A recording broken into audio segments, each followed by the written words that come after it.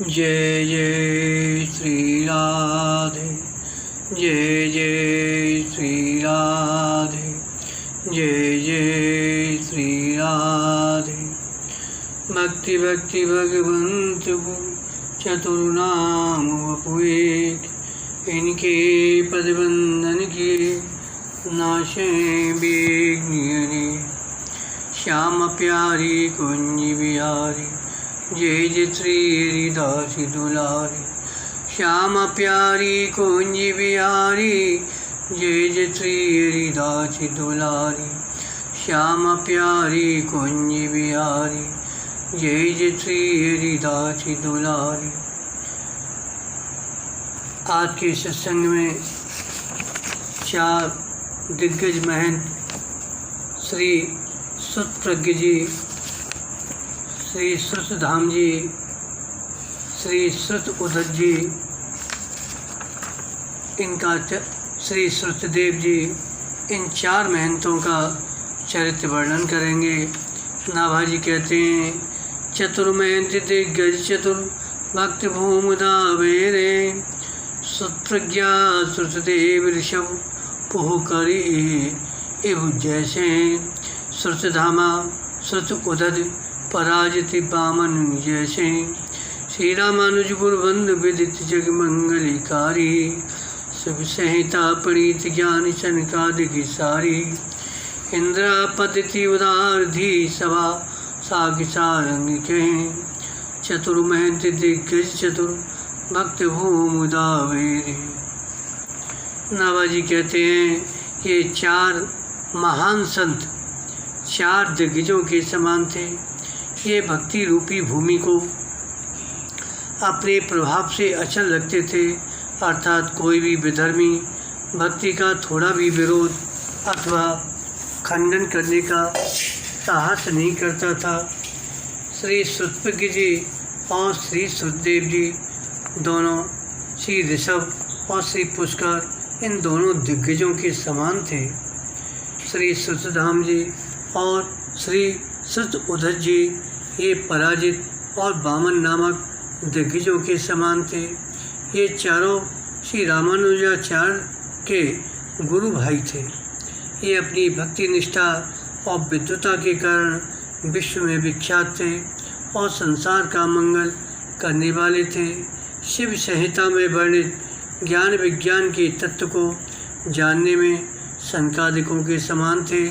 श्री संप्रदाय में निष्ठावान और उदार बुद्धि वाले थे। संत सभा के दर्शक सत्संगी लोग इन्हें दिग्गज विद्वान कहते हैं।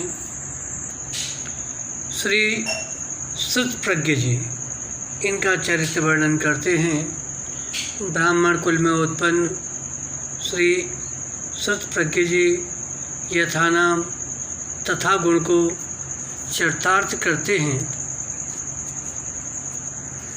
इन्होंने जब से होश संभाला तब से श्री नारायण नाम छोड़कर और कुछ जाना ही नहीं। रसना से निरंतर भगवान नाम रटते हुए, जगत से सर्वथा असंग रहते हुए प्राय विचरण किया करते थे। जो भी इनके संसर्ग में आता उसे भगवान नाम जपने का ही उपदेश देते थे। इन्होंने अपने हृदय स्पर्शी उपदेशों से असंख्य लोगों को विषय से विरत कर भगवत सन्मुख किया। इनकी वैष्णव मात्र में समदृष्टि थी, सबको पूज्य मानते थे। हृदय में जाति पाति भेद जैसी संकीर्णता छू नहीं गई थी। ये भक्ति को ही सबसे बड़ा आचार मानते थे। एक बार ये श्री जगन्नाथ जी का दर्शन करने नीलाचल जगदीशपुरी जा रहे थे। पुरी कुछ ही दूर रह गई थी। उधर से एक स्वपच भंगी श्री जगन्नाथ भगवान का दर्शन कर हाथ में भगवत प्रसाद लिए लौट रहा था। उसने श्री श्रुत प्रज्ञ जी को देखा तो उनको भगवत दर्शन का भी परम फल रूप समझकर बड़ी श्रद्धा से चरणों में दंडवत प्रणाम किया। उसकी आंखों से झरझर अश्रुपात हो रहा था। उसके भक्तिभाव को देखकर सुत प्रज्ञ जी ने उसे उठाकर हृदय से लगा लिया। थोड़ी देर बाद स्वपच को याद आई कि मैं तो चांडाल हूँ, ये ब्राह्मण हैं, भला मेरी तो छाया भी परम अपावन है, तो मैंने शरीर से इनका स्पर्श कर लिया, ये बड़ा ही अपराध बन गया। तब तो वह अपने को धिक्कारता हुआ अपनी नीचता वर्णन करते हुए श्री सुत प्रज्ञ जी से अपने अपराध के लिए क्षमा याचना करने लगा। परंतु सुत प्रज्ञ जी तो उसके इन वचनों पर किंचित ध्यान न देते हुए बड़े ही आदरपूर्वक अपने वस्त्रों से उसके शरीर में लगी धूल झाड़ने लगे और बड़े ही भाव में भरकर बोले, भैया तुम निश्चय ही मुझसे श्रेष्ठ हो, क्योंकि मैं तो अभी भगवान का दर्शन करने जा रहा हूँ। तुम तो दर्शन करके आए हो, तुमने भगवान का महाप्रसाद भी पाया है। श्री सुतप्रज्ञ जी ने देखा कि स्वपच भक्ति के हाथ में श्री जगदीश भगवान का प्रसाद है।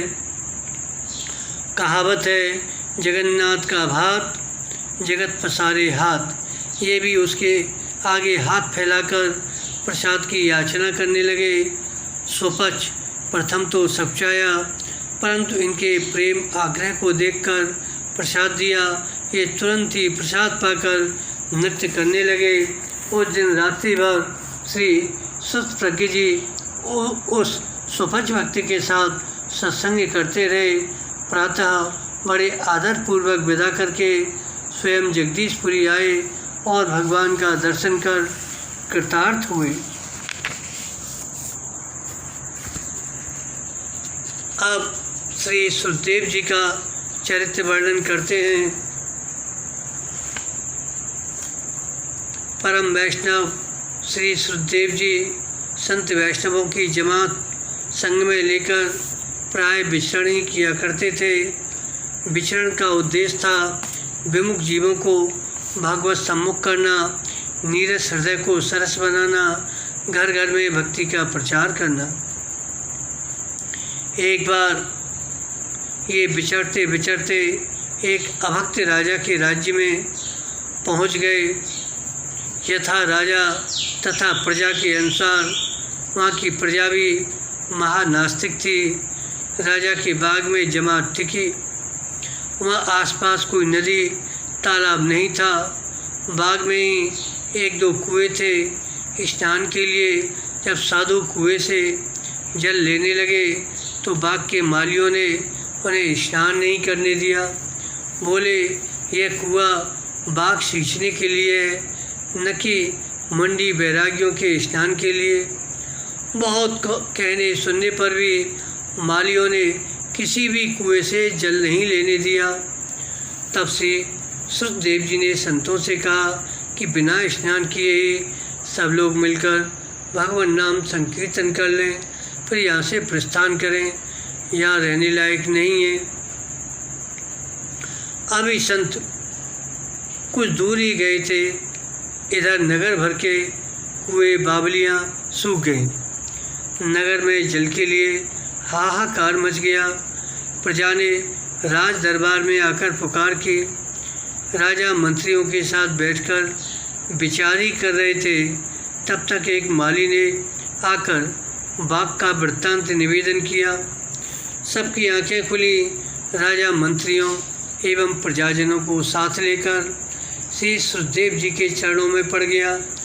त्राय त्राय कहते हुए उनको अनुनय विनय करने लगा। सुखदेव जी सभी संतों के साथ कीर्तन करते हुए पुनः नगर में आए।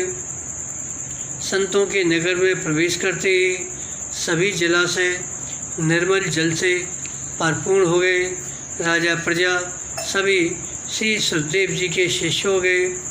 श्री सुखदेव जी वहाँ कुछ दिन निवास करके वहाँ के निवासियों के हृदय को भी प्रेमामृत से पूर्ण कर दिया। फिर आप आगे को प्रस्थान किए। ऐसे ही आपके अनेकों चरित्र हैं। अब श्री श्रुति धाम जी का चरित्र वर्णन करेंगे। श्री हरि और हरि भक्तों में सदा संभाव रखने वाले श्री श्रुति धाम जी बड़े ही उदार संत थे। वैष्णव वेश का बड़ा आदर करते थे। स्वयं तो इनको धारण करते ही थे, दूसरों को भी इन्हें धारण करने का उपदेश देते थे। और जो कोई भी वैष्णव वेश धारण करता उसे पूज्य बुद्धि से प्रणाम करते एवं उसके साथ अत्यंत प्रीति करते थे। संग में बहुत से संतों की जमात लेकर विचरते रहते थे। अविचल भक्ति के साथ अगाध पांडित्य से परिपूर्ण श्री श्रुति धाम जी बड़ी ही सरस पद्धति से भक्तजनों के संदेह मोह का निवारण करते थे। वेद पुराण इतिहास आदि के रहस्यों को समझते थे। एक बार ये संत समाज को लेकर तीर्थराज प्रयाग पहुँचे। श्रद्धापूर्वक श्री त्रिवेणी में स्नान कर श्री त्रिवेणी के किनारे पर ही भक्त मंडली के बीच विराजमान होकर ब्रह्म निरूपण, धर्म विधि एवं भक्ति रहस्यों का सुंदर विवेचन करते हुए सभी श्रोताओं को कर्म ज्ञान, उपासना, कथा त्रिवेणी में स्नान करा रहे थे। श्री त्रिवेणी की व्याख्या सुनकर कुछ लोगों ने हाथ जोड़कर कहा, महाराज, तीर्थराज प्रयाग में श्री गंगा, यमुना और सरस्वती जी का संगम कहा जाता है,